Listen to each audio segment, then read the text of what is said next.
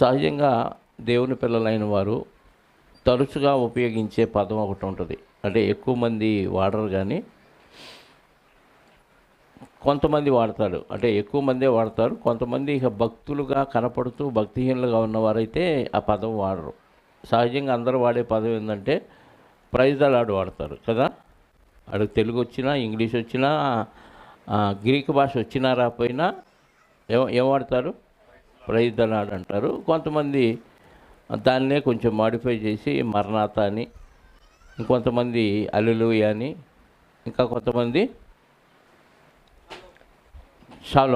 Shalom అని ఇలా రకరకాలుగా పిలుస్తూ ఉంటారు. అది కాక మరొక పదాన్ని వాడతారు. అదేంటంటే దేవుని చిత్తమైతే అనే పదాన్ని వాడతారు కదా. విన్నారా? దేవుని చిత్తమైతే ఇది చేద్దాం, అది చేద్దాం అని వాడుతూ ఉంటారు. మరికొంతమంది మరీ ఎక్కువగా వాడతారు ఆ పదాన్ని. ఏ ఏ సందర్భాల్లో వాడతారు సహజంగా చెప్పండి? మీ ఇంటి దగ్గర మీటింగ్ పెడదామా అని అంటే అప్పుడేమంటారు? దేవుని చిత్తమైతే పెడదామంటారు. ఇంకా చెప్పండి, రేపు సమయానికి చర్చికి వస్తారా అని అడిగామనుకోండి, ఏమంటారు? దేవుని చిత్తమైతే వస్తాము అని అంటారు. ఇంకా బయట మీటింగులు ఉన్నాయి. ఇప్పుడు 2 మీటింగులు అనౌన్స్ చేశారు.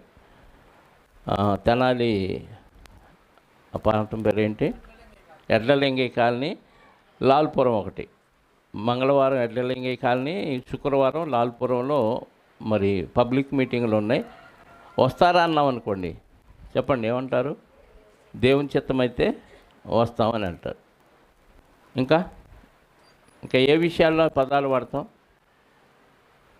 కేవలం ప్రార్థన, భక్తి, మీటింగులు. ఇప్పుడు వాహనం కొన్నాం, దానికి ఆర్థిక సాయం చేయండి అని అడిగాం అనుకో, ఏం చెప్తారు? దేవుని చిత్తమైతే చేస్తామండి, దేవుడు నాకు ఇవ్వాలి కానీ ఎందుకు చేయమంటారు. ఇలాంటి వాటికి దేవుని చిత్తం, దేవుని చిత్తం, దేవుని చిత్తం అని వాడతాం. కానీ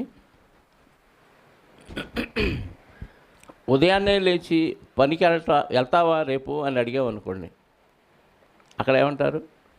వెళ్తాం అంటారు. దేవుని చిత్తం అయితే వెళ్తాం అనరు. ఉదయం టిఫిన్ చేస్తావని అడిగితే దేవుని చిత్తం అయితే చేస్తామంటారా? అనరు. మీ పిల్లలు స్కూల్కి పంపిస్తారా రేపు? అప్పుడేమంటారు? దేవుని చిత్తం అయితే పంపిస్తామంటారా? అనరు. వాళ్ళకి ఫీజు కడతారా? దేవుని చిత్తం అయితే కడతామంటారా? అనరు. యూనిఫామ్ కొంటారా, పుస్తకాలు కొంటారా అని అడిగితే చెప్పండి. వాళ్ళు పెళ్లి సంబంధాలు చూడటానికి దేవుడి చిత్తం అయితే అంటారు. అన్నీ చూసుకొని కట్న కానుకలన్నీ మాట్లాడుకున్న తర్వాత దేవుని చిత్తం కాబట్టి కుదిరిందండి అంటారు.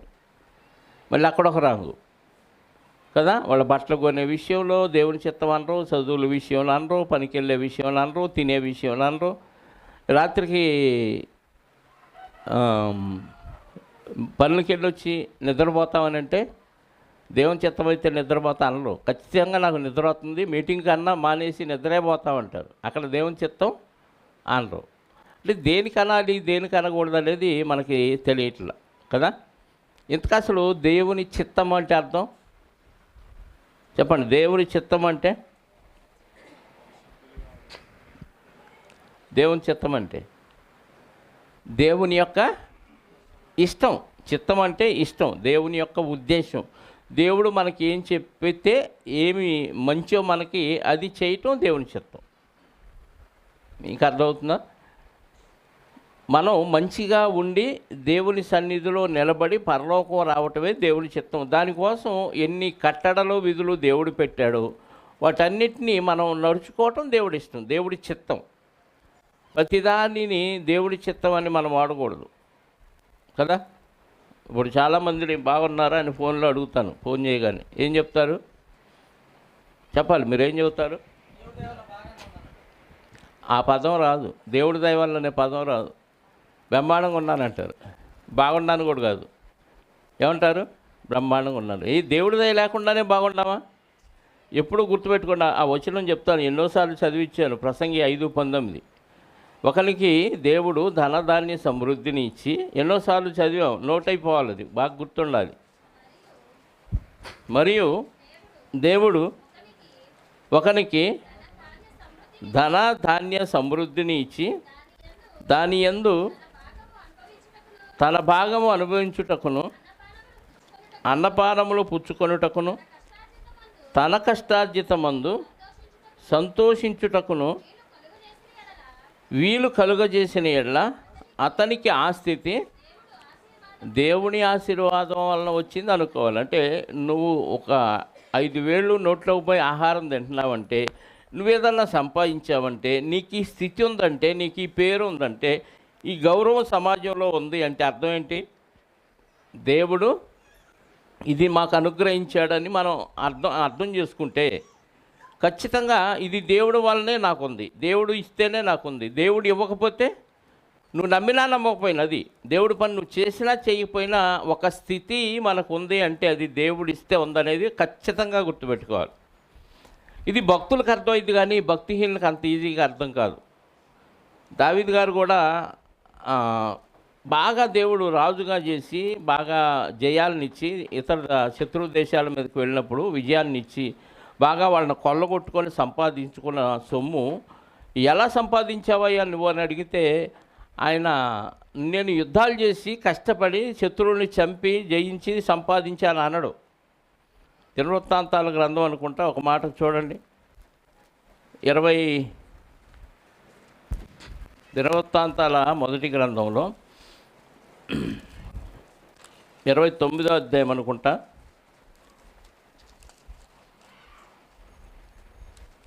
దినవృత్తాంతాల మొదటి గ్రంథం 29వ అధ్యాయమే రైట్. దేవుని పనికి ఆయన ఇచ్చాడు. 14వ వచనం నుండి చదువుదాంలేండి.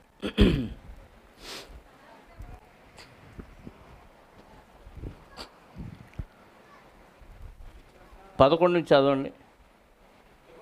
యెహోవా భూమి ఆకాశముల యందుండు సమస్తమును నీ వశము. ఎక్కడంట? భూమి మీద ఆకాశంలో ఉన్న సమస్తం ఎవరి వశం? దేవుని వశం రైట్. మహత్యమును పరాక్రమమును ప్రభావమును తేజస్సును ఘనతయు నీకే చెందుచున్నవి. యెహోవా రాజ్యము నీది, నీవు అందరి మీదను నిన్ను అధిపతిగా హెచ్చించుకొని ఉన్నావు. ఐశ్వర్యమును గొప్పతనమును నీ వలన కలుగును. ఐశ్వర్యమును గొప్పతనము నీ వలన కలుగును. నీవు సమస్తమును ఏలువాడవు. బలమును పరాక్రమమును నీ దానములు. అంటే మనకు బలమున్న పరాక్రమం ఉన్న దేవుడు దానం ఇస్తే వచ్చినాయి కూడా. నా కండ బలం నేను ఎక్సర్సైజ్ చేసి సంపాదించాను నేర్చుకున్నానంటే కాదు, అది దేవుడు దానం చేస్తే వస్తుంది. అవి కూడా పరాక్రమమును బలమును నీ దానములు. హెచ్చించువాడవు, అందరికీ బలమిచ్చువాడవును నీవే. మా దేవ, మేము నీకు కృతజ్ఞతాస్తుతులు చెల్లించుచున్నాము. ప్రభావము గల నీ నామమును కొనియాడుచున్నాము. మీరు గుర్తుపెట్టుకోండి, ఇక్కడ మనం చదివిన వాటిలో దేవుని గురించిన ఎన్నో పేర్లు ఇక్కడ ఆయన లక్షణాలు మనకి ఇక్కడ కనపడుతుంది. కొంతమంది ప్రార్థన చేయమంటే ఒకే మోసలు అలా వెళ్ళిపోతారు. పరలోకమందున్న మా తండ్రి, ఇక అదే ఎప్పుడు చేసినా ఇక అదే పదం. లేదా కొంతమంది మమ్మల్ని మిక్కిలిగా ప్రేమించిన మా తండ్రి, ఇలాగా ఏదో ఒక పదాన్నే 2 పదాలు వాడతారు. దేవుడికి ఎన్ని నామములు ఉన్నాయో చూడండి. పరాక్రమ కలిగిన వాడా కదా, ప్రభావము కలిగిన వాడు, మహత్యము కలిగిన వాడు, తేజస్సు కలిగిన వాడు, ఐశ్వర్యము కలిగిన వాడు, ఇలా చాలా పేర్లు ఉన్నాయి. అంటే ఎన్ని రకాలుగా దేవుడిని స్తుతించవచ్చో చూడండి. ఇవన్నీ దేవుడు మనకిస్తే వస్తున్నాయి అంట. 14 ఈ ప్రకారముగా మనఃపూర్వకముగా ఇచ్చు సామర్థ్యం మాకుండుటకు మేము ఎంత మాత్రపాడం. అంటే నీ పని కోసం మేము ఇవ్వటానికి ఇచ్చాం, కానీ ఈ సామర్థ్యం మాకు ఉండటానికి మేమెంత మాత్రపోవడం,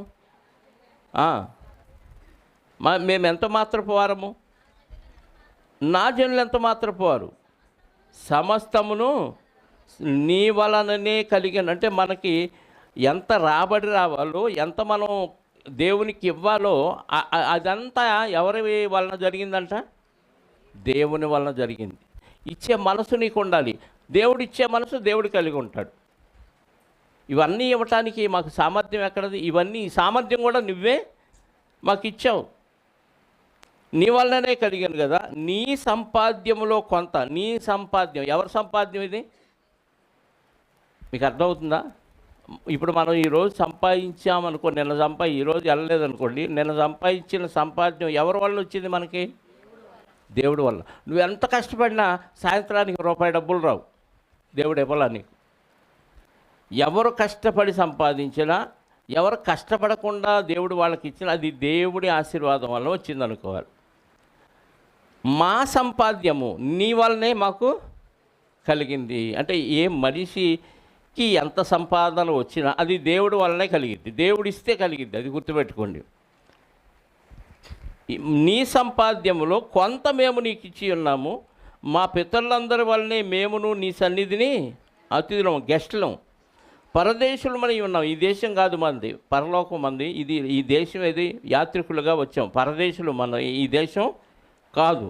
మా భూనివాస కాలము నీడంతా స్థిరముగా ఉన్నవాడొక్కడను లేడు. మా దేవా యెహోవా, నీ పరిశుద్ధ నామం యొక్క ఘనత కొరకు మందిరమును కట్టించుటకై మేము సమకూర్చిన ఈ సమస్త సముదాయమును నీ వల్లనే కలిగినది, ఇదంతయు నీదై ఉన్నది. అంటే మనం ఇచ్చింది కూడా ఎవరిదంట? దేవుడిదే. నాది నాది నాది అనుకుంటాం మనం. దేవుడు లేకపోతే నీది అంటూ ఏది ఉండదు. పోనీ నీదైతే నీతో పాటు తీసుకుపోయి చచ్చిపోయినప్పుడు తీసుకెళ్ళగలవా? ఎవ్వరు తీసుకెళ్ళరు. దేవుడు ఇస్తే నీకు బ్రతకటానికి, నువ్వు దేవుని పని చేయటానికి దేవుడికి ఇస్తే ఆ సామర్థ్యం మనకు వచ్చింది. అర్థమైందా? దేవుడు ఇస్తేనే మనకి ఆ సామర్థ్యం వచ్చింది.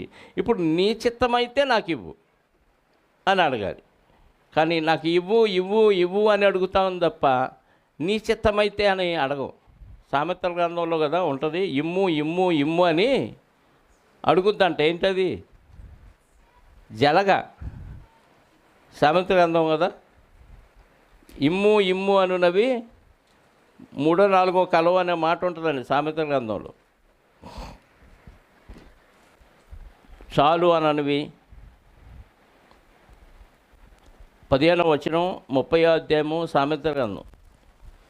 జలగకు ఇమ్ము ఇమ్ము ఇమ్ము అను కూతుర్లు 2 కలరు. ఇమ్ము ఇమ్ము అనే కూతుళ్ళు 2 కలరు. తృప్తి పడనివి 3 కలవు, చాలు ననవి పలకనవి 4 కలవు. మనమేం అడుగుతాం? జలగలాగా ఇవ్వు ఇవ్వు ఇవ్వు అని అడుగుతాం. ఆ కూతుళ్ళు అంటవి జలగకి. జలగ ఎంత తాగినా రక్తం తాగుతూనే ఉంటుంది, ఉబ్బుతూ ఉంటుంది. ఇమ్ము జలగ పట్టినట్టు పట్టాడారా ఈడు అంటాడు. అంటే వాడు పడితే మొత్తం రక్తం పీల్చేదాకా వదిలిపెట్టడని అర్థం. ఇమ్ము ఇమ్ము అని అడుగుతాయి. దేవుడిని మనం నీ చిత్తమైతే ఇవ్వయ్యా అని అడుగుతామా? అడగం కదా. నీ చిత్తం అనే పదం ఎప్పుడు వాడాలంటే దేవుడి మనసు ఏంటో మనకు అర్థం అవ్వాలి. అందుకే రోమాపత్రిక 12వ అధ్యాయంలో ఒక మాట దేవుడు రాయించాడు. ఆ మాట చూసుకొని ముందుకు వెళదాం. రోమాపత్రిక 12వ అధ్యాయము 1-2 వచనాలు. రోమాపత్రిక 12వ అధ్యాయము 1-2 వచనాలు. కాబట్టి సహోదరులారా, పరిశుద్ధమును దేవునికి అనుకూలమునైన సజీవ యాగముగా మీ శరీరములను ఆయనకు సమర్పించుకొనడని దేవుని వాత్సల్యాన్ని బట్టి మిమ్మల్ని బతిమాలు కొనుచున్నాను. ఇట్టి సేవ మీకు యుక్తమైనది. మీరు ఈ లోక మర్యాదను అనుసరింపక ఉత్తమమును అనుకూలమును సంపూర్ణమనయ్యున్న దేవుని చిత్తమేదో పరీక్షించి తెలుసుకున్నట్లు మీ మనస్సు మారి నూతన మగుట వలన రూపాంతరం పొందుడి. అర్థమైందా? పెద్ద వచనాలు 2. ముందుగా మనం ఏం చేయాలి? లోక మర్యాదను అనుసరించకూడదు. లోక మర్యాద అంటే చెప్పండి. లోక మర్యాద అంటే పార్థం గారిని అడిగితే చెప్పింది, ఇప్పుడే వచ్చింది. పెళ్ళిళ్ళకి ఏం చేయాలి చెప్పండి? పెళ్లి కూతురికి ఆకులు ఎక్కడ కట్టాలమ్మా? చాలా మర్యాదలు తెలుసా? లోక మర్యాద. మిగతా వాళ్ళు తక్కువ అని కాదు. వాడు చూడబాగండి, పార్థం మోహన్ చూసిందే మీరు మళ్ళీ కొత్తగా చూస్తారు ఎందుకు? లోక మర్యాద అంటే లోకంలో కొంతమంది కొన్ని ప్రవేశపెట్టారు, కొన్ని పారంపర్య ఆచారాలు, అవన్నీ లోక మర్యాదే. ఇంటికి రాగానే ఏం చేయాలి చెప్పండి? కాళ్ళకి చేతులకి నీళ్ళు ఇవ్వాలి, కడుక్కోవాలా? శ్మశానానికి వెళ్ళొస్తే ఏం చేయాలి? కడుక్కోవాలి. మర్యాద అది. శుభ్రమా? శుభ్రం వేరు, మర్యాద వేరు కదా. నెత్తి మీద నీళ్ళు చల్లుకుంటారు. ప్లేట్ చుట్టూ ఇలా నీళ్లు చల్లుకొని ఇలా చల్లుకుంటారు. తినేది నెత్తి మీద పడాలనో మరేమో కొన్ని మర్యాదలు ఉన్నాయి. ఇది మానేయాలి ముందు. మీరు ఈ లోక మర్యాదను అనుసరింపక ఉత్తమమును అనుకూలము, దేవునికి అనుకూలం, మనకు అనుకూలం కాదు, మళ్ళీ ఉత్తమమైనది, దేవునికి అనుకూలమైన, సంపూర్ణమై ఉన్న దేవుని చిత్తమేదో పరీక్షించి తెలుసుకున్నట్లు మీ మనస్సులో మారి నూతన మగుట వలన రూపాంతరం. ముందు మనం మారాలి. మన మనసు మారి రూపాంతరం చెందితే అప్పుడు దేవుని చిత్తమేదో మనకి అర్థమైంది. ఆ చిత్తములో కూడా ఉత్తమమును అనుకూలమును సంపూర్ణమైన, అంటే కంప్లీట్గా అసలు దేవుని మనసు ఏంటి, మనుషుల పట్ల దేవుని ఉద్దేశం ఏంటి, మనుషులను ఎందుకు సృష్టించాడు, మనుషులకి దేవునికి ఉన్న సంబంధం ఏంటి, మనుషులు ఎందుకు దేవుడిని ఆరాధించాలి, ఆరాధించకపోతే వచ్చే నష్టం ఏంటి, ఒకవేళ దేవుడు మనుషుల్ని మెచ్చుకోవాలంటే మనుషులు ఏం చేయాలి, ఇవన్నీ తెలుసుకోవటమే దేవుని చిత్తం. అది ఉత్తమం, అది అనుకూలం, కంప్లీట్గా. ఏమంటే ఈరోజు ప్రకృతిలో మనం దేన్ని చూసినా దేవుని చిత్తంలో కొంత మనకు అర్థమైంది. ఇంత పెద్ద విశాలమైన ఆకాశం ఎందుకు, అందులో కోటాను కోట్ల నక్షత్ర రాసులు ఎందుకు, సూర్యుడు ఎందుకు, చంద్రుడు ఎందుకు, భూమి ఎందుకు తిరగాలి, చెట్లు ఎందుకు మొలకెత్తాలి, అవి మనకు ఫలాలు ఎందుకు ఇవ్వాలి, ఏంటి వీటన్నిటి వెనక రీజన్ ఏంటి, ఉద్దేశం ఏంటి, ఇవన్నీ మనకు అర్థం కావాలంటే ముందు మనం ఏం చేయాలంట, రూపాంతరం చెందాలి, మనసు మార్చుకోవాలంట, మారు మనసు పొందాలి. మనం రూపాంతరం అంటే పాత రూపాన్ని వదిలేసి ఇప్పుడు కొత్త రూపాన్ని, క్రీస్తు రూపాన్ని పొందుకోవాలి. అప్పుడు మనసు మారి నూతన మగుట వలన సంపూర్ణమైన దేవుని చిత్తం మనకు అర్థమైంది. ఇది అర్థం కాకపోతే ఇదిగో ప్రతిదానికి నీ చిత్తం అయితే అని వాడుతూనే ఉంటాం. వాడాల్సిన చోట ఏం వాడం, వాడకూడని చోట వాడేస్తూనే ఉంటాం. వాడాల్సిన చోట వాటిని వాడం. యాక్సిడెంట్ అయింది, ఆపరేషన్, అంబులెన్స్కి ఫోన్ చేయాలా అని అడిగామనుకున్నప్పుడు దేవుని చిత్తం అయితే చేయాలి అంటాడా? రక్తం లేదు, రక్తం ఎక్కించాలి, మీ వాళ్ళు ఎవరన్నా ఉంటే అడుగాయా అని అంటే దేవుని చిత్తం అయితే అదే వచ్చిందని రక్తం అంటావా కదా? అంబులెన్స్ కూడా దేవుని చిత్తం అయితే అదే వచ్చింది అంటావా? అప్పుడు అనాలి. అది నిజంగా నేను దేవుని చిత్తం అయితే అనే దాని మీద ఆధారపడితే ఏమనాలి? అంతా దేవుని చిత్తం అయితే బతుకుతాను, లేకపోతే చచ్చిపోతాను. దేవుని చిత్తం అయితే అంబులెన్స్ వచ్చింది, లేకపోతే లేదు. ఆ మాట అప్పుడు అనగలవా? అప్పుడు అనం.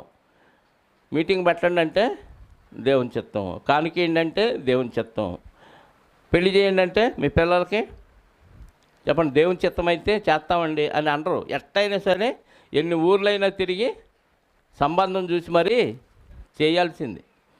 అందుకే ముందుగా దేవుని మనసు మనకు అర్థం కావాలి. అప్పుడు దేవుని చిత్తం ఏంటో, ఏది దేవుని చిత్తం కాదో మనకు అర్థమైపోద్ది. అర్థమైతే దేవుని చిత్తానుసారంగా చేస్తాం అన్ని పనులు.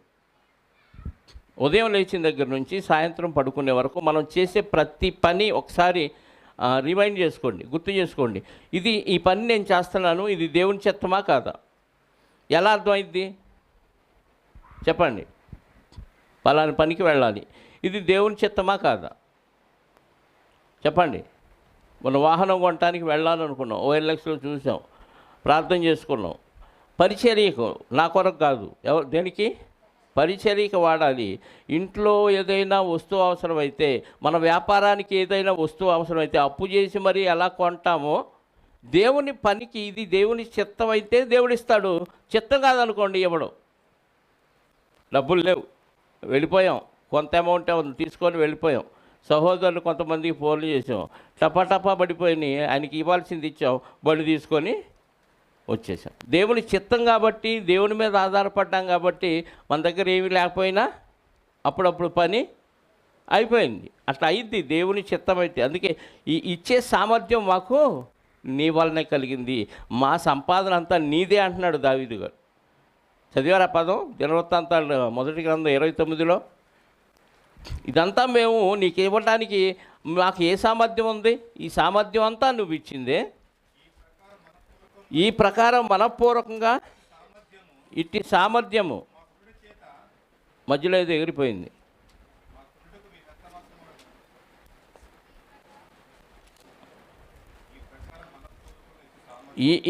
ఈ ప్రకారం మనపూర్వకముగా ఇచ్చు సామర్థ్యము మాకుండుటకు మేము ఎంత పాత్రపు వారం? నా జనులు ఎంత మాత్రపు వారు?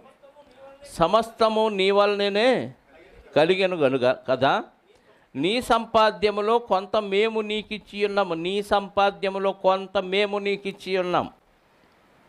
అంటే మనం సంపాదించేదంతా దేవుడిదేనా మందా? ఏమంటే 2 వాటాలు ఏంటి ఈరోజు సంపాదించిందంటూ దేవుడికి ఎక్కువ భాగం పెడతారా, ఇంట్లోకి ఎక్కువ భాగం పెడతారా? చెప్పండి. తినేటప్పుడు దేవుడి భాగం ఎంత? టిఫిన్ బడ దగ్గర చూసారా, హోటల్లో కానీ టిఫిన్ బడ దగ్గర మొట్టమొదటి అట్టు బుల్లి ఇడ్లీ వేసి ఒక పక్కన పెడతాడు. వాళ్ళ దేవుడు పట్టం ఏదో పెట్టుకుంటాడు అక్కడ. అది దేవుడి ఇడ్లీ, దేవుడు అట్లు. మిగతాది అమ్ముకోవటానికి పెద్ద పెద్ద ఇడ్లీలు, పెద్ద పెద్ద అట్లు. అంటే దేవుడు కొంచెం, అమ్ముకోవటానికి పెద్ద పెద్దవి. మనం కూడా దేవునికి ఎంత భాగం తీస్తాం చెప్పండి? చిల్లర చిన్నవి, పెద్దవన్నీ మనకి. ఈ దావీదు గారు ఏమంటున్నాడు? నీ సంపాద్యం అందులో మేము కొంత ఇచ్చాం, నీ సంపాద్యంలో కొంత ఇచ్చాం. ఆయన కూడా మేమే ఎక్కువ, ఇంత ఇవ్వటానికి కూడా సామర్థ్యం నువ్వే ఇచ్చావు మాకు అని చెప్తున్నాడండి. అంటే మనం సంపాదించే ప్రతిదీ దేవుని వలన మనకు వచ్చింది అనుకుంటే ముందు దేవునికి ప్రయారిటీ ఇస్తాం, దేవునికి ప్రాధాన్యత ఇస్తాం. ఎప్పుడు అర్థమైంది ఈ విషయం? ఎప్పుడు ఇస్తాం? దేవుని చిత్తమేదో మనకు అర్థమైనప్పుడు. కాబట్టి దేవుని చిత్తం సంపూర్ణంగా మనకు అర్థమైనప్పుడు అప్పుడు మనం దేవుని చిత్తం అనే పదం దేనికి వాడాలి, దేనికి వాడకూడదు అనేది మనకు అర్థమైంది. మరొక వచనాన్ని మనము బైబిల్లో చదవగలిగితే యోహాను సువార్త 6వ అధ్యాయము 37వ వచనం నుండి. యోహాను సువార్త 6వ అధ్యాయం 37వ వచనం నుండి. యోహాను సువార్త 6:37 నుంచి 40 వరకు చదువుదాం. తండ్రి నాకు అనుగ్రహించు వారందరూ నా యొద్దకు వత్తురు, నా యొద్దకు వచ్చువానిని నేనెంత మాత్రమో బయటకు త్రోసివేయను. నా ఇష్టము నెరవేర్చుకొనుటకు నేను రాలేదు, నన్ను పంపిన వాని చిత్తము నెరవేర్చుటకే పరలోకము నుండి నేను దిగి వచ్చి తిని, ఆయన నాకు అనుగ్రహించిన దాని అంతటిలో నేనేమీ పోగొట్టుకొనక అంత్యదినమున దాని లేపుటయే నన్ను పంపిన వాని చిత్తమై ఉన్నది. కుమారుని చూచి ఆయన యందు విశ్వాసముంచు ప్రతివాడును నిత్యజీవం పొందుటయే నా తండ్రి చిత్తము. అంత్యదినమున నేను వానిని లేపుతును. యేసుక్రీస్తు వారు భూమి మీదకి వచ్చింది ఎందుకంట? చదవండి, అక్కడ చదివిందే చెప్పండి, కొత్తగా ఏం చెప్పక్కర్లేదు. యేసుక్రీస్తు వారు భూమి మీదకి వచ్చింది ఎందుకు? తండ్రి ఇష్టాన్ని నెరవేర్చడానికి. మనం ఎందుకు వచ్చాం చెప్పండి? ముందుగా మన ఇష్టం, తర్వాత భర్త అయితే భార్య ఇష్టం, భార్య అయితే భర్త ఇష్టం, లేదు భార్యాభర్తలు కలిసి పిల్లల ఇష్టం, లేదా తల్లిదండ్రుల ఇష్టం. ఇవన్నీ కాక అక్రమ సంబంధాలు పెట్టుకున్న వాళ్ళు, అక్రమ సంబంధాలు వాళ్ళ ఇష్టం నెరవేర్చడానికి భర్తను లేపేసేవాళ్ళు ఉన్నారు, భార్యను లేపేసేవాళ్ళు ఉన్నారు కదా. వాళ్ళ ఇష్టాన్ని నెరవేర్చుకోవడానికి సంఘాన్ని వదిలేసేవాళ్ళు ఉన్నారు, వాళ్ళ ఇష్టాన్ని నెరవేర్చుకోవడానికి భర్తని వదిలేసేవాళ్ళు ఉన్నారు, భార్యను వదిలేసేవాళ్ళు ఉన్నారు, చంపేవాళ్ళు కూడా ఉన్నారు. వాళ్ళ ఇష్టాన్ని నెరవేర్చుకోవడానికి పిల్లలను కూడా చంపుతున్న మహానుభావురాండ్రు ఉన్నారు. వాళ్ళ సుఖానికి అడ్డొస్తున్నారని కన్న బిడ్డల్ని కసాయితనంతో గొంతు కోసి చంపుతున్న మహాతల్లులు ఉంటున్నారు. ఇప్పుడు వాళ్ళ శరీర ఇష్టం అది. కానీ ప్రభువారు వచ్చింది ఎందుకంట?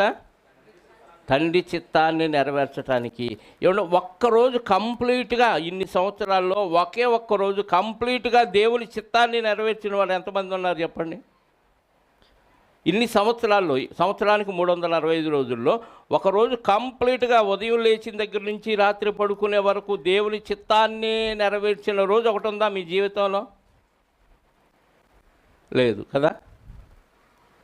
ఒక్కరోజు నెరవేర్చకపోతే 33.5 సంవత్సరాలు ఏమి నెరవేర్చాడంట? ఏ ఒక్కరోజు కూడా ఆయన చిత్తాన్ని అస్సలు నెరవేర్చుకోలేదా? యేసుక్రీస్తు వారు ఏమన్నాడు?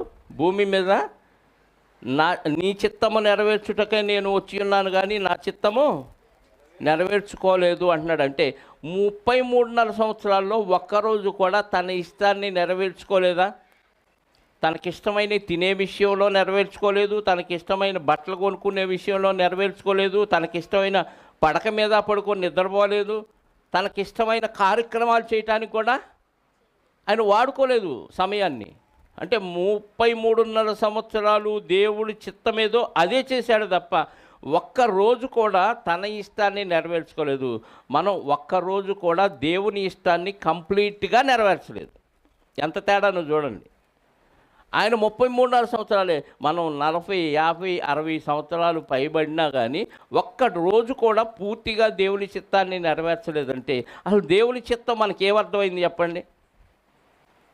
ఏమర్థం కల చర్చికి రావటం, పోవటం, ప్రార్థన పాడటం, ప్రార్థన చేయటం, వెళ్ళిపోవటం, ఇంత తప్పితే దేవుని చిత్తం ఏది?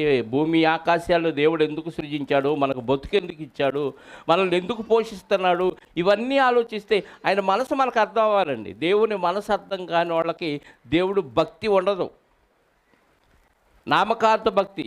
చాలామంది ఏదేదో దేవుళ్ళు అనుకొని పూజిస్తున్నారు, వాటి గురించిన విషయాలు వీళ్ళకి ఏం తెలుసు?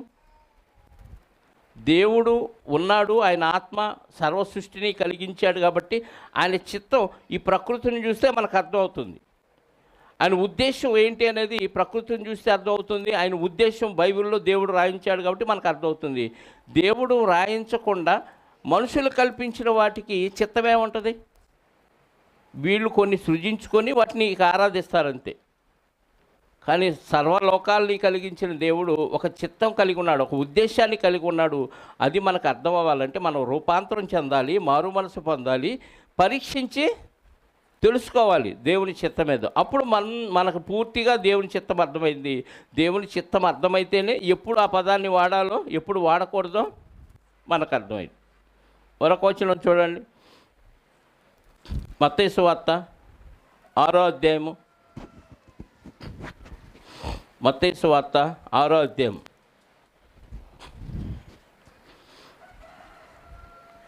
మత్తయి సువార్త 6:10 ప్రార్థన చేసే విషయంలో ఏమని చేయమన్నాడో, శిష్యులకి ఏమి నేర్పిస్తున్నాడో చూడండి. కాబట్టి మీరు ఎలాగూ ప్రార్థన చేయుడి, పరలోకమందున్న మా తండ్రి, మీ నామము పరిశుద్ధ పరచబడును కాక, మీ రాజ్యము వచ్చును గాక, మీ చిత్తము తప్పు చదివా, పరలోకమందు నెరవేరుచున్నట్లు అనాలి, నెరవేర్చున్నట్లు కాదు, నెరవేరుచున్నట్లు భూమి యందును నెరవేరునుగాక. ఇంట్లో మన పెత్తనం చలాయించినట్టు బయట ఊరు వెళ్ళి చలాయిస్తామా చెప్పండి? మన ఇంట్లో, మన ఊర్లో మనం ఎలా తిరిగినా ఏం చేసినా మనకి ఎదురు లేదు.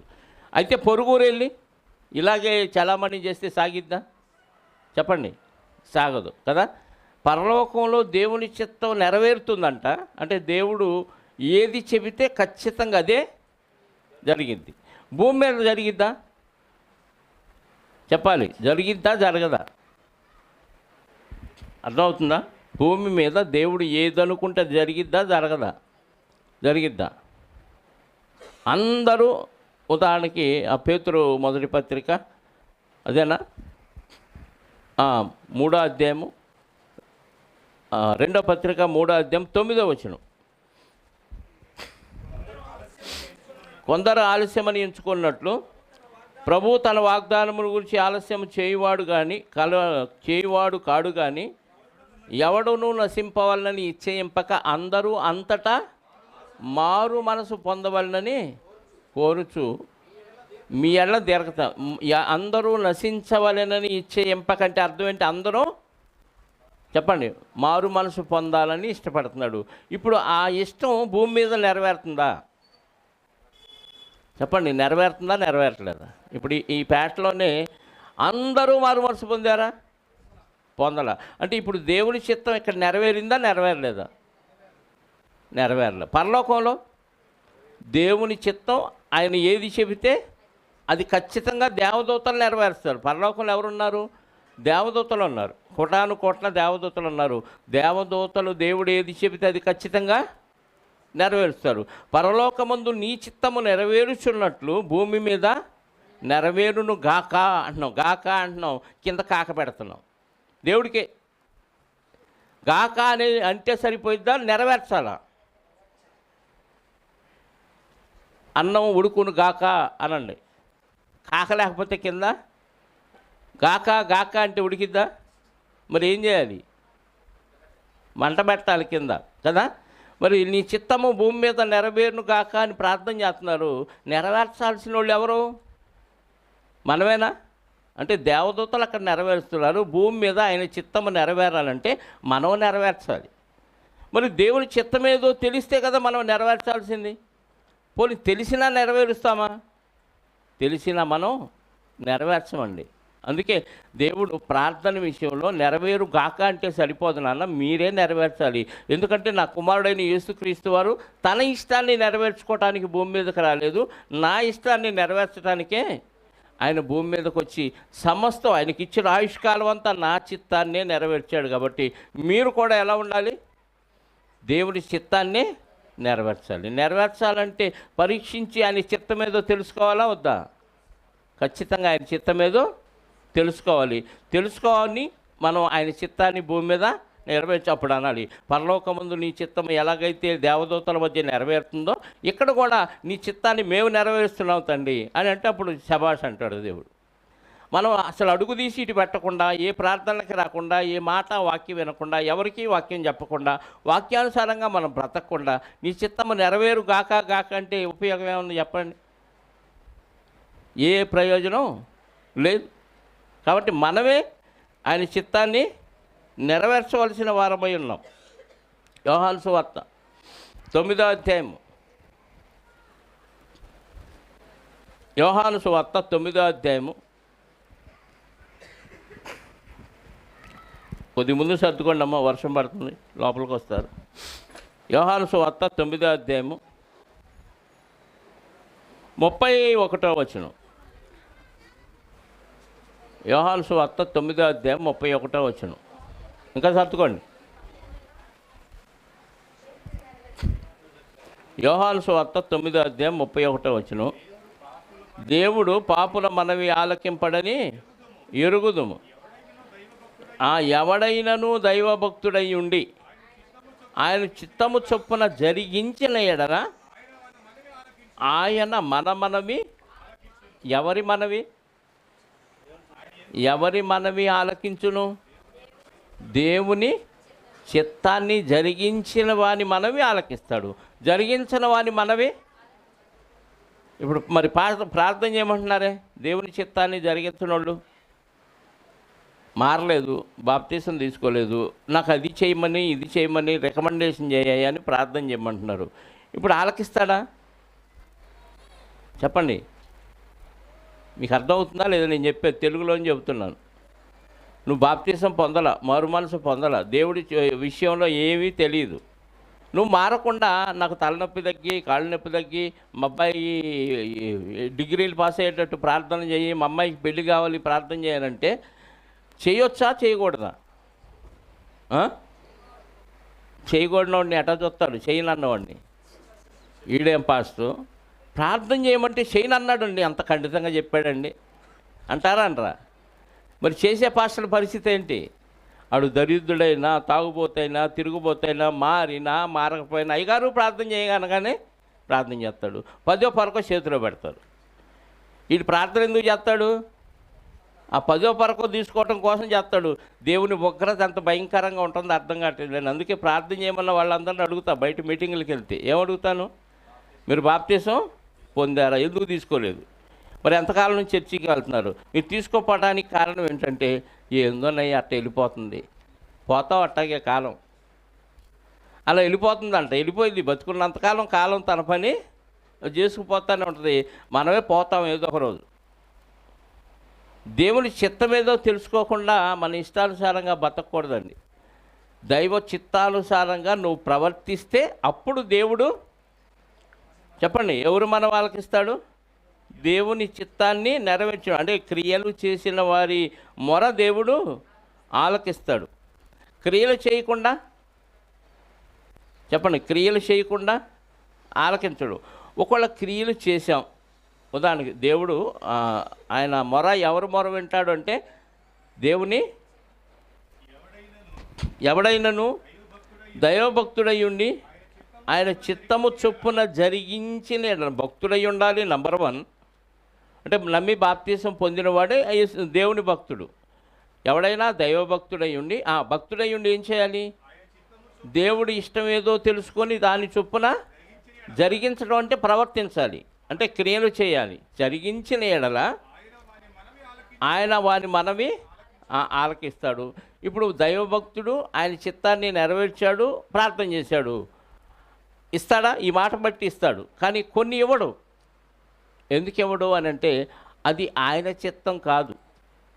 వీడు భక్తుడే, క్రియలు చేశాడు, అడిగాడు, విన్నాడు, ఆలకించాడు దేవుడు, కానీ కొన్ని ఇవ్వడు. ఎందుకు ఇవ్వడం? చదవండి యోహాను మొదటి పత్రిక 5వ అధ్యాయము 14వ వచనం. యోహాను మొదటి పత్రిక 5వ అధ్యాయం 14వ వచనం. ఆయనను బట్టి, ఆయన అంటే యేసుక్రీస్తు వారిని బట్టి మనకు దేవుడి దగ్గర ధైర్యం వచ్చేసింది. మనకు కలిగిన ధైర్యం ఏదనగా ఆయన చిత్తానుసారముగా మనమేది అడిగినను ఆయన మనవి ఆలకించుననున్నదియే. అంటే అడిగే ముందు నువ్వు భక్తుడివే, నువ్వు ఆయన క్రియలు చేసావు, అయినా అడిగావు. అడిగినా దేవుడు ఇవ్వలేదంటే ఆయన చిత్తం కాదని అర్థం. నువ్వు చేసావు, క్రియలు చేసావు, నీకు ఇస్తే అది నీకు నష్టం. మనమేమో లాభం అనుకొని అడుగుతాం.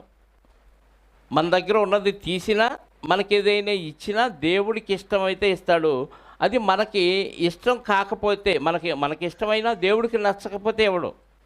మన పిల్లలకి ఆడుకోవటానికి చాకీ అన్నారనుకోండి, ఆడుకోవటానికి ఏం కోసుకోవటానికి, నేను చేయి కోసుకుంటాను డాడీ నాకు చాకీ అంటే ఇస్తారా?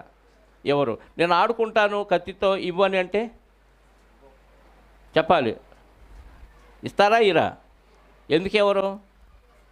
వాడు కోసుకుంటాడేమో అని. అప్పుడు ఆడేమనుకుంటాడు, చిన్న వయసు కాబట్టి చాకే ఇలా మా డాడీ అని అనుకున్నాడు అనుకో, మనం ఏమనుకుంటాం చెప్పండి? ఆడికి అర్థం కాదులే ఇప్పుడు చెప్పినా, అర్థమయ్యే రోజు వాడికి అర్థమయ్యేది కదా అని వదిలేస్తాం. అలాగే దేవుడు కూడా కొన్ని మనం అడుగుతాం. మనం ఆయన చిత్తాన్ని నెరవేర్చి క్రియలు చేసి మనం భక్తులం అయి ఉండి కొన్ని దేవుడిని అడిగితే దేవుడు కొన్ని ఇవ్వడు. ఎందుకు ఇవ్వడు? దానివల్ల మనకు ప్రయోజనం లేకపోవచ్చు, దానివల్ల మనకు నష్టం రావచ్చు. నష్టం వచ్చింది కాబట్టి మనం అడిగినా ఇవ్వడు. మనకేమనిపించింది అంటే దేవుడికి నేను భక్తుడిగా ఉన్నాను, దేవుని చిత్తాన్ని నెరవేరుస్తూనే ఉన్నాను, అయినా నాకు ఇవ్వట్లేదేంటి అని ఫీల్ అవ్వకూడదు. ఇది దేవుని చిత్తం కాదేమో, లేదా దేవుని చిత్తానుసారంగా ఈ సమయంలో ఇవ్వకూడదేమో. అర్థమైందా? దేవుడికి ఇష్టం లేకపోతే ఇవ్వడు, అది మనకు నష్టం, మనకి కష్టం. మనకు అది ఆ విషయం భవిష్యత్తు మనకు తెలియదు కాబట్టి దేవుడిని అడిగాం, ఎంత ప్రాధేయపడినా దేవుడు ఇవ్వట్లేదని బాధపడిపోతూ ఉంటాం. ఎందుకు ఇవ్వడం అనేది దేవుడికి తెలుసు. ఆ చిత్తం కాదు కాబట్టి ఇవ్వడు. మన భక్తులు అయినా వాక్యానుసారంగా నడిచినా కొన్ని చెయ్యడు. అదే ఇక్కడ చెప్పింది, ఆయన చిత్తానుసారముగా ఆయన బట్టి మనకు కలిగిన ధైర్యం ఏదనగా ఆయన చిత్తానుసారంగా మనము ఏది అడిగినను ఆయన మన మనవి ఆలకించుననున్నది. ఆయన చిత్తానుసారంగా మనం ఏది అడిగినా ఆయన వింటాడు, కానీ కొన్ని ఇవ్వడం. ఎందుకు ఇవ్వలేదంటే అది మనకి ఇవ్వటం దేవుడికి ఇష్టం లేదు, దానివల్ల మనకి నష్టమో కష్టమో కలిగిద్ది అన్నమాట. మరొక వచనం, పేతురు గారు రాసిన పత్రిక మొదటి పత్రిక 2వ అధ్యాయము 15వ వచనం. పేతురు గారు రాసిన మొదటి పత్రిక, ఏలయనగా మీరిట్లు యుక్త ప్రవర్తన గలవారై అజ్ఞానముగా మాట్లాడు మూర్ఖుల నోరు మూయించుట దేవుని చిత్తము. ఎట్టంట? ఇంకోటి ఏంటి? దేవుని చిత్తం, దేవుని ఇష్టం. దేవుని చిత్తం అంటే దేవునికి ఇష్టమైంది. అంటే వాక్యానికి విరుద్ధంగా మాట్లాడే మూర్ఖులు కొంతమంది ఉంటారు, వాళ్ళు నోరు మూయించడం దేవుడికి ఇష్టం. అయితే ఆ నోరు మూయించే ముందు ఒక పదం వాడాడు అక్కడ, మీరు యుక్త ప్రవర్తన గలవారు. అంటే మీలో ఏ వాక్యానుసార విరుద్ధమైన తేడా ఉండకూడదు. నువ్వు వాక్యానుసారంగా నడుస్తూ నువ్వు చెప్పేది తప్పు నాన్న అని చెప్తే అప్పుడు చెల్లిద్ది. మనకి మన ప్రవర్తనే సరిగా లేకుండా మనలో ఏదో లోపాలు పెట్టుకొని ఎదుటివాడిని ఖండించామనుకోండి, ఎలా ఉంటుంది? ఇప్పుడు మన లోపాలు కూడా వాళ్ళు ఎత్తి చూపిస్తారు, ప్రయోజనం లేదు. టోటల్గా దేవుడి నామం అవమానపాలైంది. ఎవరైనా వాక్యాన్ని ఎదుటి వాళ్ళు తప్పు చెప్పినప్పుడు ఖండించారంటే ఆ తప్పు ఇతను చేసి ఉండకూడదు. ఆ తప్పే కాదు, వేరే తప్పులు కూడా ఇతను చేసి ఉండదు. యుక్త ప్రవర్తన గలవారై అజ్ఞానముగా మాట్లాడు మూర్ఖుల నోరు మూయుట దేవుని చిత్తము. అంటే మనం ముందు పాటించి ఇతరులకి బుద్ధి చెప్పాలి, అది దేవుని చిత్తం. అది చేయకుండా ఈరోజు మీడియాలో వీళ్ళకి లొసుగులు ఉన్నాయి. ఈ లొసుగులన్నీ పెట్టుకొని ఈ తప్పులు వీళ్ళు చేస్తూ ఎదుటివాడిని ఖండించడం, ఎదుటివాడికి బుద్ధి చెప్పడం, ఎదుటివాడికి పాఠాలు నేర్పించే దశలోకి ముందుకు వెళ్తున్నాడు. వాడు వీళ్ళ లోపాలు ఎత్తి చూపుతున్నాడు, వీళ్ళు వాళ్ళ లోపాలు. ఇద్దరు కలిసి క్రైస్తవులే దేవుడి నామానికి అవమానం వస్తుంది. వీళ్ళు తప్పే లేకపోతే అవతలోడు ఇంకేం అనటానికి వీల్లేదు. కానీ ఇతని తప్పులు ఇతనుకోండి, అతని తప్పులు అతనుకోండి. వీళ్ళు బుద్ధి కలిగి చేయట్లా, యుక్త ప్రవర్తన కలిగిన వారుగా లేరు. కాబట్టి దేవుడి నామానికి అవమానం వస్తుంది. ప్రియులారా, దేవుడి చిత్తమే, ఖండించడం దేవుడి చిత్తమే. కానీ ఏ స్థితిలో ఉండి ఖండించాలి? మీరు యుక్త ప్రవర్తన కలవారై ఖండించాలి. కానీ ఇది చూసుకోవట్లా. ముందు పదాన్ని ఏమో ఎత్తేసారు, ఖండించమన్నాడు కాబట్టి, ఎదురోడికి బుద్ధి చెప్పమన్నాడు కాబట్టి ఈ పరిస్థితిలో ముందుకెళ్ళే పరిస్థితిలో కనపడుతున్నాం. మరొక దేవుని చిత్తం, దశలోనిక మొదటి పత్రిక 6వ అధ్యాయం 5వ అధ్యాయము. దశలోనికలకు రాసిన మొదటి పత్రిక. ఈ పిల్లలందరూ ఏంది ముందు కూర్చొని వెళ్ళిపోతారు మధ్యలో. వీళ్ళకి అందరికి షుగర్ వచ్చిందండి, మధ్యలో పాస్కి వెళ్తారా ఏంటి? ఇప్పుడేమి వెళ్ళొద్దు, ప్రార్థన కూర్చుంటే అయిపోయేదాకా ఎవరు కదలటానికి వెళ్ళలేదు. మెల్లిగా ఒక్కొక్కళ్ళు జారుకుంటున్నారు. 5:16 నుంచి కంటిన్యూ చేయండి. ఎల్లప్పుడూ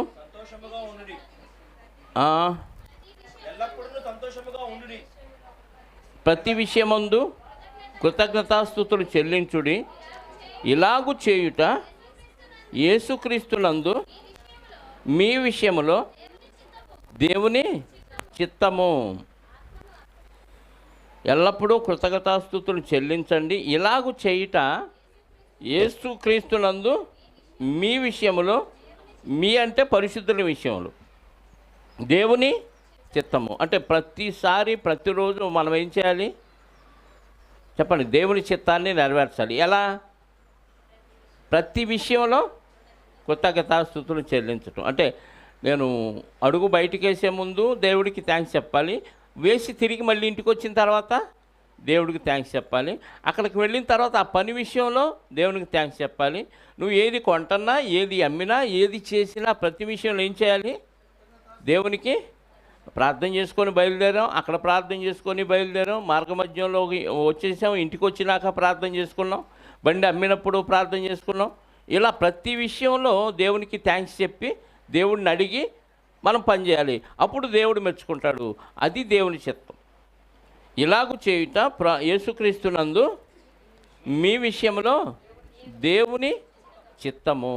అంటే ప్రతి విషయంలో కృతజ్ఞతాస్తుతులు చెల్లిస్తూ దేవునికి థ్యాంక్స్ చెప్తూ ఆ పనులన్నీ చేయటం. ప్రతి పని ఏదన్నా కానీ. ఇంకొకటి, ఏదన్నా తప్పు పని చేయాల్సి వచ్చినప్పుడు దేవుడు గుర్తొచ్చి దేవునికి థ్యాంక్స్ చెప్పాలి అనిపించింది అనుకో, ఈ విషయం దేవుడికి థ్యాంక్స్ ఎలా చెప్పాలి? చెప్పకూడదు కదా, ఇది తప్పు కదా, దేవుడు ఒప్పుకుంటాడు, అది దేవుని చిత్తమా అంటే దేవుడి చిత్తం కాదని మనకు అర్థమైంది. అప్పుడు ఈ పనే మానేస్తాం. పాత రోజుల్లో చీరాల దగ్గర స్టోర్టపురం కదా, స్టోర్టపురంలో దొంగలే ఉండేవాళ్ళు అంట, గజ దొంగలు. ఎంత గజ దొంగలు అంటే భయంకరమైన గాడిద మాంసం తిని ఒళ్ళంతా బాగా స్ట్రాంగ్గా తయారైపోయి ఒంటి నిండా నూనె పూసుకొని కడ్రాయలు వేసుకొని ఇళ్లలో జొరబడి ఎంతలా వాడిని ఇసిరి కొట్టేవాళ్ళంట, దోచుకొని వెళ్ళిపోయేవాళ్ళంట. అంత భయంకరమైన ఆ గజ దొంగలు అలా ఉంటున్నప్పుడు సేవకులు అక్కడికి వచ్చి మెల్లిగా ఒక్కొక్కరికి వాక్యం చెప్పి మారుస్తూ ఉంటే, అందులో కొంతమంది దొంగ సేవకులు కూడా ఉంటారు కదా, సేవకుల్లో కొంతమంది మారిపోయారు. సేవకులు, నిజమైన సేవకులు వచ్చి వాక్యం చెప్పడాన్ని బట్టి మారిపోయారు. కానీ కొంతమంది స్వార్థపరులు దొంగలకి కూడా సపోర్ట్ చేసిన వాళ్ళు ఉన్నారంట. వాడు దొంగతనానికి వెళుతూ, పాస్టర్ గారు ఈరోజు మేము దొంగతనానికి వెళ్తున్నాం, మేము వెళ్తే ఇంకా తిరుగులేదు, దోసుకొస్తాం, మీకు ఇంత భాగమని ఇస్తాం, ప్రార్థన చేయండి అని అంటే ఆయన ప్రార్థన చేసేవాడు ఏమని, ప్రభువా వీళ్ళు దొంగతనానికి వెళ్తున్నారు, ఎవరిని ఎవరికి దొరకకుండా చక్కగా దోచుకొని తప్పించుకొని వచ్చి నీ వాటా నీకు ఇచ్చేటట్టు, నీ వాట అంటే ఈయన వాట, వాళ్ళని ఇక్కడికి తిరిగి చేయొచ్చయ్యా అని ప్రార్థన చేసేవాడి. ఎలా చేయొచ్చు మరి? అది చేయొచ్చా? అక్రమం కదా, అది దేవుని చిత్తం కాదు కదా. ఆడెవడో దొంగోడు, ఆడు అడిగాడు వాడు స్వార్థంతో. ఈయనేం చేయాలి? అసలు నువ్వు చేసే పని ఏదో పనిరా, తప్పురా, మానేయిపోగా నువ్వు నన్ను ప్రార్థన చేయమని వస్తావు. ఇలాంటి విషయాలకు నేను ప్రార్థన చేయకూడదు, చేస్తే దేవుడు ఊరుకోడు, నీ శిక్షలో నాకు కూడా పాలు భాగం వచ్చిందిరా నాయన, నేను చెయ్యను. వాడు కొడితే కొట్టని, తిడితే తిట్టని, నేను చెయ్యనని ఆపాలి. కానీ చేసేవాళ్ళంట, వాళ్ళు దోచుకొచ్చేవాళ్ళంట, అమ్మయ్య దేవుడి దయ వల్ల నేను ఈరోజు దోచుకురాగలిగాను, పాస్టర్ గారికి ఈ వాట దేవుడి సొమ్ముగా ఇచ్చేద్దామని ఇచ్చేసేవాళ్ళంట. అలా గొప్పవాళ్ళు అయిపోయిన పాస్టర్లు చాలామంది ఉన్నారు స్టోర్పురం ఏరియాలో. అంటే అది దేవుని చిత్తం కాదు కాబట్టి మనం అలాంటి విషయాలకు ప్రార్థన చేయకూడదు. ప్రతి విషయంలో కృతజ్ఞతలు చెల్లించమన్నాడు. తప్పు చేసే విషయంలో మనం ఆ దేవుడు గుర్తొచ్చి కృతజ్ఞతలు చెల్లించాలి అనిపించినప్పుడు ఇది తప్పు కదా, మనం చెల్లించకూడదు కదా, దేవుడికి నచ్చదు కదా అని మానేస్తాం. ఈ అలవాటు చేసుకోండి. తప్పు చేసే సమయంలో ఇది కూడా గుర్తొచ్చినప్పుడు ఆ తప్పును మానేసే ఆలోచన మనకు వచ్చింది. ప్రతి విషయంలో ఏం చేయాలి? దేవునికి కృతజ్ఞతాస్తుతులు చెల్లించాలి. కానీ ఈరోజు మనం ప్రతిదానికి దేవునికి థ్యాంక్స్ చెప్పట్లా. ప్రతిదీ మన చిత్తానుసారంగానే చేసుకుంటున్నాం తప్ప దేవుని చిత్తానుసారంగా ఏం చేయట్లేదు. మనం ఏం చేస్తున్నామంటే యాకోబు పత్రికలో చెప్తాడు కదా, ఎప్పుడు చదువుతాం మనం అది 4వ అధ్యాయము 13వ వచనం నుండి. యాకోబు పత్రిక 10వ అధ్యాయము 13 నుంచి.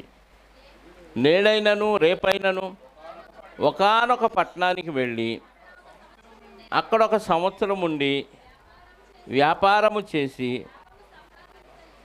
లాభము సంపాదించుకొందము రండని చెప్పుకొని వారులారా. జాగ్రత్త. నేడైనా రేపైనా ఒకానొక పట్టణానికి వెళ్ళి అక్కడ 1 సంవత్సరం ఉండి వ్యాపారం చేసి లాభం సంపాదించుకుందాం రండి అని కొంతమందిని పిలుస్తూ వెళ్ళిపోయేవారులారా. అంటే అర్థం ఏంటి? ఇది అంతా ఎవరి చిత్తం చెప్పండి. నెక్స్ట్ ఇయర్ కల్లా నేను ఇంత సంపాదించాలి, ఎక్కడికన్నా వెళ్ళాలి, ఏ పనన్నా చేయాలి, ఇంత లాభం సంపాదించుకొని వచ్చి ఇల్లు కట్టాలి, లేదా పెళ్లి చేసుకోవాలి, లేదా ఏదో కార్యక్రమాలు చేయాలి, బండి కొనాలి, ఇలాంటి ఆలోచనలన్నీ వచ్చి పెద్ద ప్రణాళిక వేసుకున్నాం అనుకోండి. ఈ ప్రణాళిక అంతా దేవుని చిత్తమా మన చిత్తమా? మన చిత్తమే. ఒకవేళ ఈ ప్రణాళికను వేసుకున్నావు, రేపు పోతే ఊరు కాదు. రేపు పోతే అంటే ఎక్కడికి? శ్మశానానికి పోతే ఈ ప్రణాళిక అంతా ఏమైంది చెప్పండి. అందుకే రేపేమి సంభవించునో మీకు తెలియదు, మీ జీవం ఏ పాటిది. మీరు కొంతసేపు కనబడి అంతలో మాయమైపోవు ఆవిరి వంటి వారే. కనుక ప్రభు చిత్తమైతే మనము బతికి ఉండి అది చేతము ఇది చేతమని చెప్పుకొనవలను. ప్రభు చిత్తమైతే బతికుండి, రేపు ఉంటామో లేమో తెలియదు. నీ బాకీ వచ్చే నెలలో తీర్చేస్తా పో అంటావు, రేపటి సంగతి ఏంటి? దేవుని చిత్తమైతే నువ్వు బతుకుంటావు, దేవుని చిత్తం కాకపోతే చనిపోతావు. అప్పు తీసుకున్నవాడు చనిపోవచ్చు, అప్పు ఇచ్చినోడు చనిపోవచ్చు. ఎవరెప్పుడు చనిపోతారో ఎవరికి తెలియదు. సావుకు వయసుతో సంబంధం లేదు. కానీ పెద్ద పెద్ద ప్రణాళికలు వేసుకుంటాం, ఎందుకంటే బతికున్నాం కాబట్టి. ఇది ఇలాగే జరిగిపోతూ ఉంటుంది. శాశ్వత కాలం అనే భ్రమలో ఉన్నాం, మాయలోకంలో ఉన్నాం. ఈ భ్రమ ఏదో ఒకరోజు తొలగిపోద్ది. ఇది కాదు వాస్తవం, అసలైన వాస్తవం ఒకటి ఉంది అనేది అప్పుడు అర్థమైంది. కాబట్టి నేడైనా రేపైనా ఒకానొక పట్టణానికి వెళ్ళి 1 సంవత్సరం అంతా ఉండి వ్యాపారం చేసి లాభాలు సంపాదించుకుందాం. పట్టణానికి వెళ్ళిపోయినా ఇక్కడే ఉండి లాభాలు సంపాదించుకుందాం, ఫలాని వ్యాపారం చేద్దాం, ఫలాని వ్యాపారం, ఎన్నో ప్లాన్లు వేసుకుంటావు. అసలు ఈ ప్లాన్ కంటే దేవుని చిత్తమేది? ప్రతి ఒక్కరూ మారు మనసు పొందాలి, రూపాంతరం చెందాలి, దేవుని చిత్తమేదో పరీక్షించి తెలుసుకోవాలి. పరీక్షించి తెలుసుకున్న దాని ప్రకారంగా నీ జీవితాన్ని అన్వయించుకొని నడుపుకోవాలి. నువ్వు నడుస్తూ అనేక మందిని క్రీస్తులోనికి నడిపించాలి. ఈ చిత్తాన్ని పక్కన పెట్టి ఎన్నో లాభాలు సంపాదించామని వేరే చిత్తాన్ని పెడితే ఆ చిత్తం నెరవేరవచ్చు, నెరవేరకపోవచ్చు. ఇది నెరవేరితే శాశ్వత కాలం నీకు పరలోకం, ఇది నెరవేరకపోతే చెప్పండి, నువ్వు ఇక్కడ ఎన్ని ప్రణాళికలు వేసి ఎంత సంపాదించినా అన్నీ విడిచిపెట్టి వెళ్ళిపోవాలే తప్ప దేవుని చిత్తానుసారంగా బతికితే మరణం తర్వాత నీకు మరో బ్రతుకుంది. నీ చిత్తానుసారంగా నువ్వు బ్రతికి ప్రతిదానికి దేవుని చిత్తమైతే చేద్దాం, దేవుని చిత్తమైతే అది చేద్దాం, ఇది చేద్దాం అని డైలాగులు కొడితే, దేవుని చిత్తమేదో నీకు తెలిసి కూడా తెలియనట్టుగా నటిస్తే ఖచ్చితంగా దేవుని చిత్తం ఏదంటే నమ్మి బాప్తీసం పొంది వాక్యానుసారంగా బతికినవాడు రక్షించబడతాడు. నమ్మని వానికి అంటే అర్థం ఏంటంటే నమ్మినట్టుగా నటించిన వానికి నిత్య నరకం, నమ్మని వానికి నిత్య నరకం, నమ్మి వాక్యానుసారంగా బతకని వారికి కూడా నిత్య నరకం. అది దేవుని చిత్తం కాదు. అందరూ అంతటా మారు మనసు పొందాలన్నది దేవుని చిత్తం. నువ్వు పొందకుండా యాక్షన్ చేసి నిన్ను నువ్వు మోసం చేసుకొని నన్ను ఎవడో మోసం చేయలేడని నువ్వు ఫీల్ అయిపోతే ఖచ్చితంగా వెళ్ళకూడని భయంకరమైన నరకానికి వెళ్ళిపోతాం. ఏది చేసినా దేవుని చిత్తానుసారంగా చేయాలి. నేను ఏది చేయాలి, ఏది చేయకూడదు, నీ చిత్తమైతే జరిగించు, లేకపోతే వద్దు. జరిగించినా సరే జరిగించకపోయినా సరే నేను హ్యాపీగా నీ చిత్తాన్నే నెరవేరుస్తానని తీర్మానం చేసుకోవాలి. ఒక సందర్భంలో పౌలు గారు ఒక మాట చూడండి, అపోస్తల కార్యాల గ్రంథం 18వ అధ్యాయం, అపోస్తల కార్యాల గ్రంథం 18వ అధ్యాయము 18 చూడండి. 18 పౌలు ఇంకనూ బహుదినములు అక్కడ ఉండిన తరువాత సహోదరుల యొద్ద సెలవు పుచ్చుకొని తన మొక్కుబడి ఉన్నందున కెంక్రేలు తల వెంట్రుకలు ఎత్తించుకున్నటకు ఓడ ఎక్కి సిరియాకు బయలుదేరాను. ప్రిస్కిల్లా అకులా అను వారిని అతనితో కూడా వెళ్ళిరి. వారు ఎఫెసునకు వచ్చినప్పుడు అతడు వారిని అక్కడ విడిచిపెట్టి తాను మాత్రము సమాజ మందిరంలో ప్రవేశించి యూదులతో తర్కించుచుండెను. వారు ఇంకనూ కొంతకాలం ఉండమని అతను వేడుకొనగా అతడు ఒప్పక దేవుని చిత్తమైతే మీ యొద్దకు తిరిగి వత్తునని చెప్పి వారి యొద్ద సెలవు పుచ్చుకొని ఓడ ఎక్కి ఎఫెసు నుండి బయలుదేరాను. ఇది మళ్ళీ రమ్మన్నారు, వాళ్ళు ఇక్కడే ఉండమంటే ఇప్పుడు కాదు, మళ్ళీ దేవుని చిత్తమైతే ఇక్కడికి రప్పిస్తే నేను వస్తా అన్నాడు. ఖచ్చితంగా వస్తాను, మీరు ఇంత అభిమానంగా చెప్తున్నారు కాబట్టి రాకపోతే ఎట్టా అనలేదు. ఏమన్నాడు అక్కడ? దేవుని చిత్తమైతే మీ దగ్గరకు వస్తాం. మనం ఏం చేస్తాం? ఎంతో పెద్ద ప్రణాళిక, నెక్స్ట్ ఇయర్ అది చేద్దాం, నెక్స్ట్ ఇయర్ అది చేద్దాం, ఆ సంవత్సరం తర్వాత అది చేద్దాం అని ఎన్నో ప్రణాళికలు వేస్తాం. ప్రతి అడుగు ప్రతిరోజు దేవుని చిత్తమైతే నీకు నాకు ఉంది, దేవుని చిత్తం కాకపోతే మనకి బ్రతుకే లేదు. ఉన్న బ్రతుకులో ప్రతిరోజు ప్రతి విషయంలో దేవుని చిత్తాన్ని నెరవేరుస్తూ బ్రతుకుతూ నీ చిత్తమైతే చేద్దాం. ఇది మేము చేయాలనుకున్నది నీ చిత్తమా కాదా? ప్రతిదీ దేవుణ్ణి అడిగి ఆయన ఉద్దేశ ప్రకారంగా చేస్తున్నామా లేదని వాక్యంతో పరీక్షించుకుంటే మనకు అర్థమైపోతుంది. అర్థమైందా? దేవుడి చిత్తం అండి, అందుకే ఇంత పెద్ద ఇల్లు కట్టాను అంటాడు. నీ పెద్ద ఇల్లు కట్టడం దేవుడి చిత్తమా? మరి ఆత్మీయమైన గృహం అది పూరి గుడిచే. ఆత్మీయమైన గృహం ఏమో పూరి గుడిచా, లోక సంబంధమైన ఇల్లేమో పెద్ద బిల్డింగు. ఆత్మీయమైన బ్రతుకు చూస్తేనేమో ఎక్కడ వేసిన గొంగళి అక్కడే ఉంది, లోకంలో దర్జా చూస్తేనేమో విపరీతమైన పోకడతో ఉంది. అది దేవుని చిత్తం కాదు. బాహ్య సంబంధమైన పురుషుడు కృషించిపోయినా, ఇది బక్కదైపోయినా, బాహ్య సంబంధంగా మనకి అందం లేకపోయినా, ఆరోగ్యం లేకపోయినా, వస్త్రాలు లేకపోయినా, తిండి లేకపోయినా, ఇది కృషించినా పర్వాలేదు. ఆత్మ సంబంధమైన గృహం కానీ, ఆత్మ సంబంధమైన వస్త్రాలు కానీ, ఆత్మ సంబంధమైన ఆహారం కానీ, ఆత్మ సంబంధమైన పానీయం కానీ, ఈ విషయాలు ఎలా ఉండాలి? అభివృద్ధి చెందుతూ ఉండాలి. అది దేవుని చిత్తం. అందుకే పౌలు గారు అంటాడు కదా, మా బాహ్య పురుషుడు కృషించుచున్నాను, అంతరంగ పురుషుడు దినదినము నూతనపరచబడుతున్నాడు అంటాడు. అంటే అది దేవుని చిత్తం. అందుకే ఉన్నాస్తి వదిలేసుకొని మొత్తం ఖాళీగా వచ్చి డేరాలు కొట్టుకుంటూ దేవుని పని ఎందుకు చేస్తున్నాడు అంటే దేవుని చిత్తం ఏదో పౌలు గారికి అర్థమైంది కాబట్టి అన్నీ వదులుకొని ఇది నన్ను పరలోకం చేరుస్తుంది, దేవుని చిత్తాన్ని నేను జరిగిస్తేనే నాకు పరలోకం వస్తుందని ప్రతి విషయంలో నేను రావాలన్నా దేవుని చిత్తం, నేను పోవాలన్నా దేవుని చిత్తం. వీళ్ళు తన్నారయ్యా, నీ చిత్తమైతే తన్నిచ్చు, లేదా నీ చిత్తమైతే మానిపించు. యెరూషలేముకి వెళ్తే నిన్ను తంతారు, పట్టుకుంటారు, చంపేస్తారంటే దేవుని చిత్తమైతే జరిగిద్ది, లేకపోతే లేదు. నేను శ్రమల కోసం చావటానికి కూడా దేవుని కోసం వెనకాడనని వెళ్ళిపోతాడు పౌలు గారి ప్రయాణాలు అవి తెనాల్లో చెప్పాను. అక్కడ ఆయన ప్రయాణం, ఆయన యాత్ర అంతా ఎక్కడెక్కడ ఏ మజిలీలో ఏం జరిగింది ఇవన్నీ మనం ఆలోచిస్తే నిజంగా ఇన్ని కష్టాలు ఇన్ని శ్రమలు పడి సువార్త ప్రకటించడం కోసం ఇంత శ్రమ పడ్డాడు ఆ పౌలు గారిని మనకు అర్థమైద్దండి. అందులో మనం ఎంత చేస్తున్నాం చెప్పండి? ఎందుకు చేయట్లేదండి? దేవుని చిత్తం తెలిసింది కూడా మనం పాటించట్లా, తెలియాల్సింది ఇంకా చాలా ఉంది. అందులోనే మళ్ళీ కొన్ని ఆప్షన్లు పెడతాం. ఏదో దాని మీద అలిగో ఏదో ఒక దినాలకో తద్దినాలకో పేరెంట్లకో పిండాకూడులకో వెళ్ళిపోయి కొన్ని సెలవులు పెడతాం. అసలు వద్దు, డైలీకి వస్తేనే దేవుని చిత్తం తెలుసుకోవటం అంత కష్టమైతే మధ్యలో ఆబ్సెంట్లు అయితే, స్కూల్లో పిల్లలకు ఆబ్సెంట్ అయితే ఊరుకుంటున్నారా? పోర్షన్ పోయిద్దండి, వాళ్ళు పోర్షన్ పోతే పాస్ అవ్వలేరు. కాబట్టి ట్యూషన్లు పెట్టి అయినా వాళ్ళకి ఆ పోర్షన్ పూర్తి చేయాలి. మరి ఇక్కడ పోర్షను పోయినా పర్లేదు, ఇక్కడ పోర్షన్ పోతే నీ పోర్షన్ అదే నిత్య నరకం. కాబట్టి దేవుని చిత్తం ఏదో మేలైంది ఏదో పరీక్షించి తెలుసుకొని వాటిలో నడుచుకోవాలని ప్రేమతో మనవి చేస్తూ ఈ మాటలు ముగిస్తున్నాను. ప్రార్థన చేసుకుందాం. పరిశుద్ధుడా, కృపా కనికరము కలిగిన మా కన్న తండ్రి, ఈ ప్రకృతి నిర్మాణం వెనుక మీ చిత్తం మాకు అర్థమవుతుంది. సముద్రంలోని జలరాశులు, ఆ జలరాశుల్లో దాగి ఉన్న మహామత్యాలు, చిన్న చేపల దగ్గర నుంచి ఎన్నో రకరకాల మరి నీటిలో మీరు తయారు చేసిన ఎన్నో జీవులు ఉన్నాయి. కొట్ట నక్షత్ర రాశులు ఉన్నాయి. భూమి మీద ఎన్నో రకాల జీవజాతులు ఉన్నాయి. వీటన్నిటి వెనక మీ చిత్తం మా కొరకే అన్న విషయం మాకు అర్థమైంది. ఉన్నవన్నీ మా కోసమే, మేము మీకోసం అన్న విషయాన్ని ఎరిగి ప్రతిదీ మీ చిత్తానుసారంగా మీ కుమారుడైన యేసుక్రీస్తు వారు ఎలాగా 33.5 సంవత్సరాలు నెరవేర్చి వెళ్ళిపోయాడు, తన ఇష్టాన్ని ఒక్కరోజు కూడా నెరవేర్చుకోలేదని వాక్యం చదివాము నాయన. మేము కూడా ప్రతి విషయంలో మీ చిత్తాన్ని నెరవేరుస్తూ ముందుకు సాగే భాగ్యం. ఎలా నెరవేర్చాలి అంటే, పరలోకమందుని మీ చిత్తం ఎలా నెరవేరుతుందో భూమి మీద కూడా అలాంటి మీ చిత్తాన్ని నెరవేర్చవలసిన వారముగా మేము ఉండగా, ఆ బాధ్యతను మేము విస్మరించి మా చిత్తాన్ని మాత్రమే నెరవేర్చుకుంటూ రోజులు అలా గడిపేస్తూ కాలాన్ని వృధా చేసుకుంటున్నామయ్యా.